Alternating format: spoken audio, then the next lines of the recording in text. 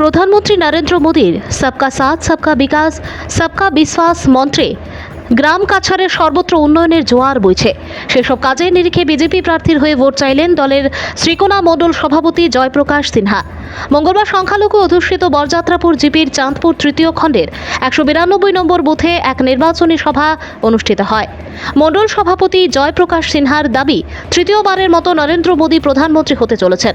আর শিলচর লোকসভা আসনের বিজেপি প্রার্থী পরিমল শুক্লবৈদ্য 2,03,000 ভোটের ব্যবধানেই জিতবেন বলে জোর গলায় দাবি করেন জয়প্রকাশ সিনহা। তিনি এলাকার উন্নয়নের স্বার্থে জাতপাতের ঊর্ধ্বে উঠে সংখ্যালঘু মানুষকে বিজেপির পদ্ম প্রতীক চিহ্নে ভোট দেওয়ার আহ্বান জানান। এদিনে নির্বাচনী মণ্ডল সভাপতি জয়প্রকাশ সিনহার হাত ধরে সভায় বেশ কয়েকজন সংখ্যালঘু পুরুষ মহিলা বিজেপিতে আনুষ্ঠানিকভাবে যোগদান করেন। নির্বাচনী সভায় বক্তব্য রাখেন বিজেপির জেলা সংখ্যালঘু মোর্চার উপসভাপতি আনোয়ার হোসেন আহমেদ, শ্রীকোনা মণ্ডলের সম্পাদক সামজ উদ্দিন মজুমদার, কোষাধ্যক্ষ শতদলনাথ প্রমুখ। এতে উপস্থিত ছিলেন শক্তি কেন্দ্র প্রমুখ বিলাল উদ্দিন বরফুইয়া, রহিম বকুল চন্দ্র দাস প্রমুখ।